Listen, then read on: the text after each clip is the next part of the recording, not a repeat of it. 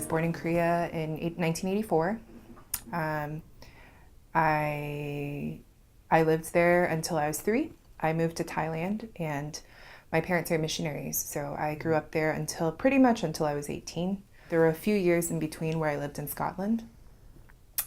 And then I went to Korea for college, and I moved to America when I was 24 and just got naturalized and decided I was Korean American 2 years ago. Now I'm a director of Christian education in First Presbyterian Church of Texarkana, which is an interesting city. It's a twin city. There's a Texarkana, Texas, and a Texarkana, Arkansas. And I live in Texas and I work in Arkansas, and the commute is a mile. It's a very interesting place to be. And for me, even though I've lived in these many different places, the most different place that I've ever been, and the place where I've been the most other, and I think God was calling me there, and I've learned a lot, and I continue to learn a lot. Things that I, as a Korean or Korean American, wouldn't be able to learn in Ktown somewhere. It's a big struggle because a lot of these people, I'm going to be the main other type of person that they have ever and they ever will experience, because a lot of people don't leave Texarkana, they stay there. And so how do I teach them that making a joke about chopsticks is not okay? I don't know how to approach this. I don't know how to broach this without it being personal. So I don't know if I've given up, but it's on pause. It's not the biggest thing in my life there right now. I don't know if it's release or permission. When I naturalized, it wasn't a big deal to me that I naturalized, but when I did, it was like, okay, I can be called Korean American now, and it's legit. It's not fake anymore. I'm allowed, and yeah, it was much bigger than I realized. I kind of went through it alone. Nobody went to the ceremony with me. Nobody went to the interview with me. I mean, my parents don't live in America. My brother wasn't at that time either, and so I did the paperwork myself. Everything was done by myself. And after the naturalization ceremony, I was just driving downtown. This was in Detroit, and I found a restaurant. I ate there, and I ate a very American meal, and I was like, I'm American. And then I went to the store that I really liked, but everything's too expensive, so I never bought anything. And there was an American flag on the wall, and I was like, yes! It was just a very weird and interesting experience. And yeah, I think that's part of what I was like, I don't know if this part of being Korean American is something that a lot of people get to think about, experience, or even realize that it exists. I live in a world that's very, whatever American means, very American, and it's very westernized. It's very not Korean, is what American means to me in some ways, just being not Korean right now. My Korean is getting worse. My understanding of it, I barely read it. When my mom sends me a katalog, I'm like, Mom, why is it so long? And I mean, I do read it, but it's difficult. It's an extra effort to read Korean. It's an extra effort to write Korean. And it doesn't help that I made a pact with myself to only watch one Korean drama a year, because it sucks you in so much. Southern culture is a beast of its own.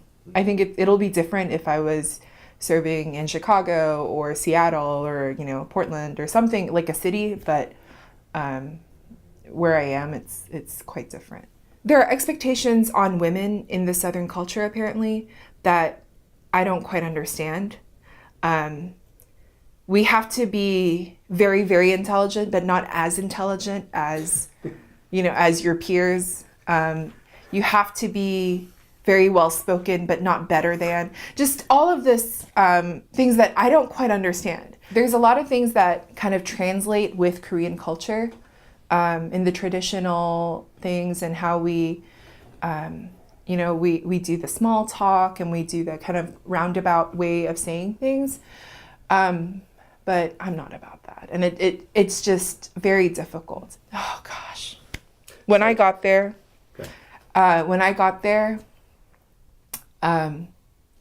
Not saying that I dress like a slob. I dress okay, but I was given some money to go buy proper church clothes. And so there's just this expectation of, it's weird. And this is not all white churches. This is just happens to be the southern area that I live in. I've gotten in trouble for asking people to do something. Apparently, I was supposed to say, I have a problem. I don't know how we're going to do this because XYZ, and do you have any ideas? And she would have said, oh yeah, of course, I'll help you. Whereas I said, hey, we have a problem. We don't have this. I know that you usually do. Could you help us out? And she was like, I found out later from my pastor that that she was mad. It's a pain because there aren't people to process this with, at least not like-minded people who may know and understand Southern culture, but at the same time, their mindset are more similar to myself. One of the things that I am trying to make an effort in my church is to integrate is too heavy a word, but to bring in people from our community, because our community is almost exclusively Black, right outside the walls of the church. I mean, not right outside, but in our neighborhood, because we're downtown. It's a lot of downtowns and small towns these days, they're just more impoverished. It's cheaper to live there.